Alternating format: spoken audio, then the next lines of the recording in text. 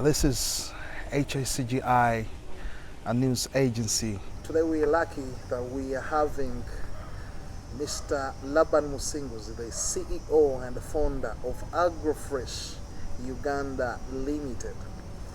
It is located at BMK House in Kololo. We decided to visit him in Kololo because we want to have interaction with him on how he has moved his non-government organizations, non-profit, and his life. We want to get to know the man behind Agrofresh and the achievements and everything that he's holding. Welcome to HICGI Talk.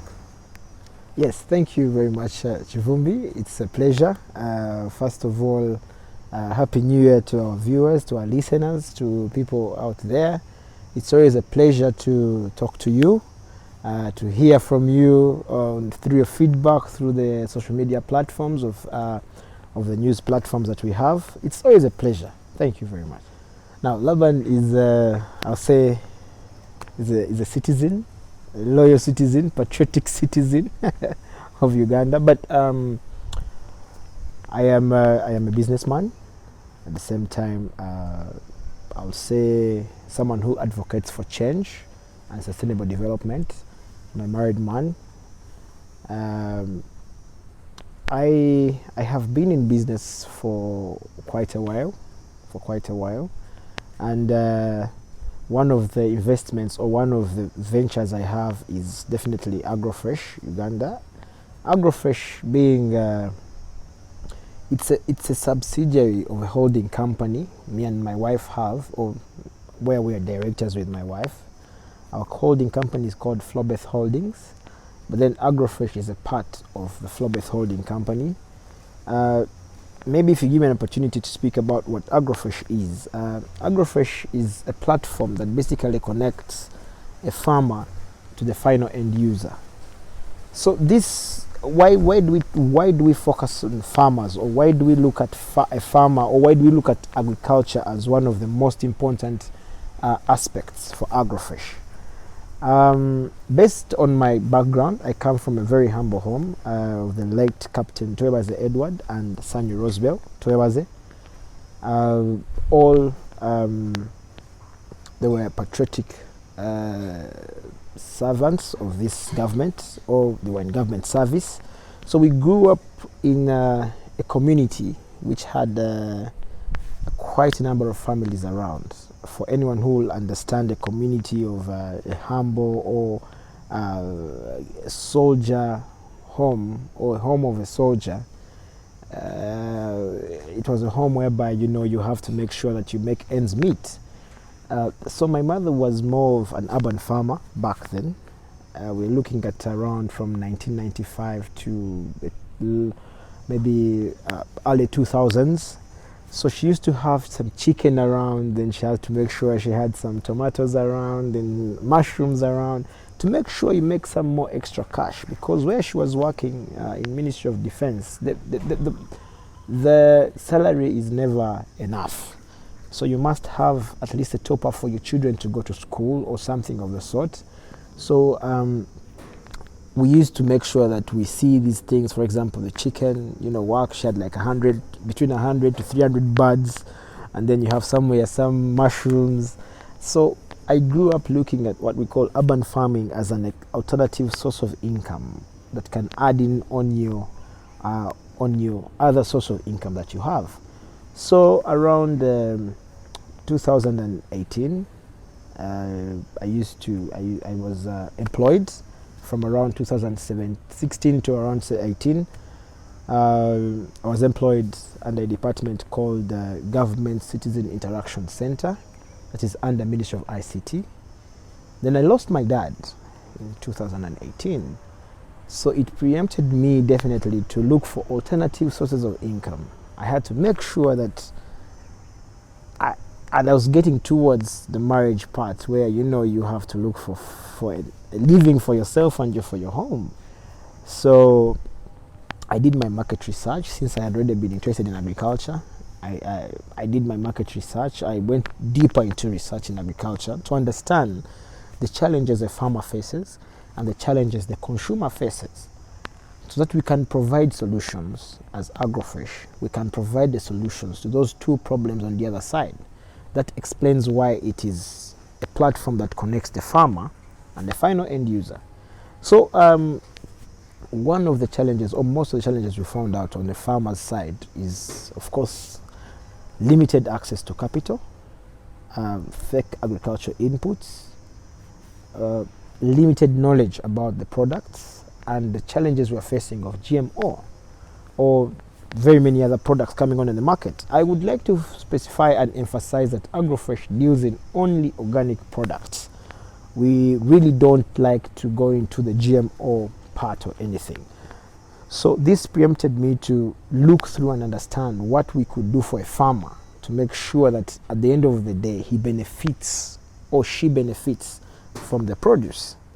And then we also looked at the side of the consumer. The consumer keeps complaining that the farmer does not have a quality, or does not maintain what we call quality assurance, does not maintain the quality of the produce. Thus explaining the price fluctuation kind of thing that you see in the agriculture sector. So that preempted me to really go deeper. And the most challenging bit would be that the time I started this kind of journey is when we went into COVID, because I think we started around February. Then in March, the president locked down the country. So it preempted us to go digital. So we have an e-commerce platform, www.agrofreshug.com. So this e-commerce platform, you can register as a farmer or as a consumer. So when you register as a farmer, on this platform so far we have managed to register around 185 farmers, both large-scale and small-scale farmers. We have farmers who are doing on the acreage of 50 acres and above. And then also we have those who are doing below the 49 acres. That's why we divide them into the large-scale and small-scale farmers. So at the end of it all, we really wanted to focus on getting a better product, agricultural product, organic agricultural product for the market domestically, and of course later on we can do the export part of it all. But the most important thing is to make sure we provide food for any Ugandan on the plate, nutritious food. So because we are advocates for the SDGs, or we champion the agenda of the UN agenda of 2030, whereby we know where we want to see our Uganda in the next 30 years, we follow all the Vision 2040s, we follow every plan, we go through the NDP plans and government programs to make sure we interest more youth in agriculture. Okay, thank you very much. I don't believe we have scarcity of food. I don't believe in that, because very many people have tried their level best to participate in agriculture. They just don't have the right knowledge or the right ideas or the right products to help them do, at the end of the day, get the food. And even if those who have tried to do the food or to do the agriculture, we have a challenge of post-harvest handling or post-harvest loss. For some of us who have been in this business of food movement, food exchange of food here and there, we all know that we normally get to up to 30% of post-harvest loss. I'll give an example. Where you have invested 100,000, you're losing 30,000 just in either storage or movement. So at the end of the day, you can never make the business right. At the end of the day, the food security is tampered with because the loss is too big. And that is even when someone has tried to minimize the loss, that is 30%. But there are those who even lose 50%. We have seen in our markets. Bare minimum, just walk around the market, go behind normally where you don't see, you're going to see a lot of food being thrown away. A lot of food being thrown away. So I don't believe in that there is scarcity of food. I just believe that if we made the right choices, or if we did it the right way, we can secure food, we can have good health, we can have everything, because it all begins with what you put in your stomach. Yeah, so after understanding the dynamics and knowing that, at the end of the day we got into a lockdown, people are looking for food, they are pleading to the government to give them some posho, some beans, we came up with an idea or a paper. In this paper we wrote down, it says the short form of this project is called YEDCA project, but in the full form it's called Youth Empowerment and Development in Commercial Agriculture. So our focus is more on the urban farming bit, backyard farming. We are interested basically in trying to endeavor or trying our level best to mobilize and sensitize people that you can utilize even the least space you have. Let it be your veranda, let it be your balcony, let it be, I don't know, whatever bit of space you have. And we are blessed that at least we have tried to launch it from the central region. We have launched it through Nakawa. The report came out. We have had partners on board who have come in to, give us help here and there. We have had partners like Bank of Uganda. We had partners like Uganda National Farmers Federation. We have had partners like Post Bank coming in, and the Youth Coalition for SDGs coming in.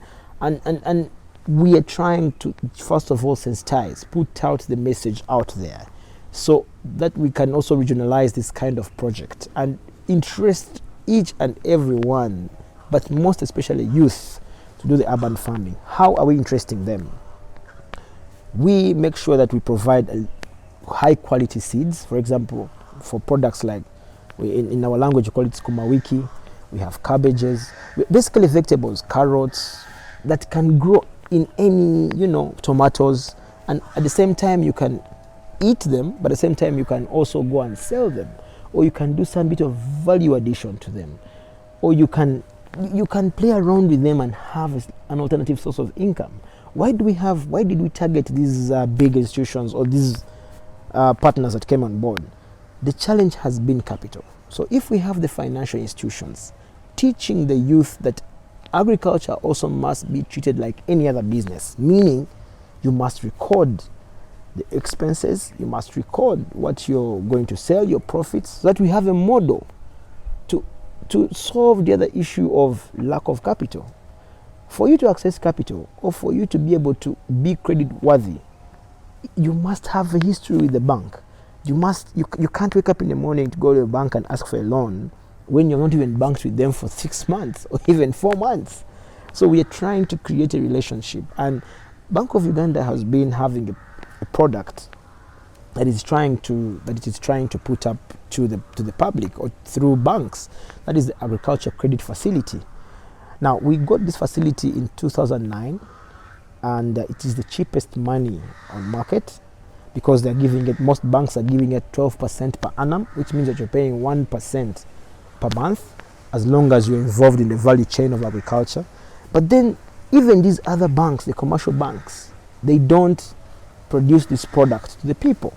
But however, even if they give it to you, you don't have the criteria, or you're not completing the cycle of probably getting the market. So they don't want to, it's a high risk for them to give out this money to the farmers.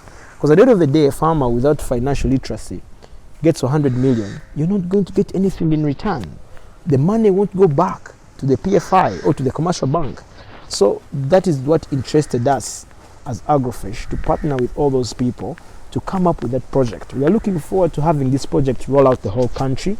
We are looking forward to having various partners on the project, so that we can see how we can evolve and make sure that by 2026 or by 2025 we have at least 100,000 youth. In the next 10 years, by 2030, probably we have doubled or put another zero, meaning that is 1 million youth.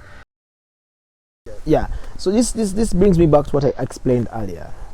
Our main focus is we do the process of farming with the farmer. It means we'd like to offer the seeds, we'd like to offer the fertilizer, so that we are sure of the end product.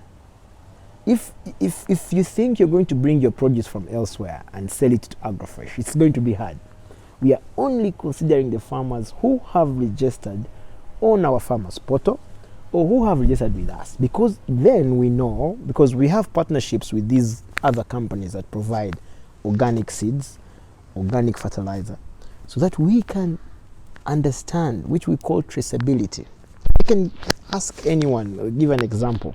If I asked you if the apple or the watermelon or the banana you ate, do you even know where it has come from? But do you know why one of these metals or these minerals are very expensive on the market? It's because they have traceability. You can't even sell a kilo of gold on the market without having a certificate of of origin, where the gold has come from. You can't. But how comes you can sell a kilo of tomatoes without knowing where it has come from? So we are fixing the issue of traceability here. We would like to know that if this pineapple, this watermelon, this avocado has this kind of toxins, we shall identify and know it has come from a farm of gems because we know where it came from before we put it to the market. So we are creating food safety and security throughout the value chain. Yes. When we return from the break, we are yet to know more about urban farming. We are still with Mr. Musinguzi Laban of Agrofresh.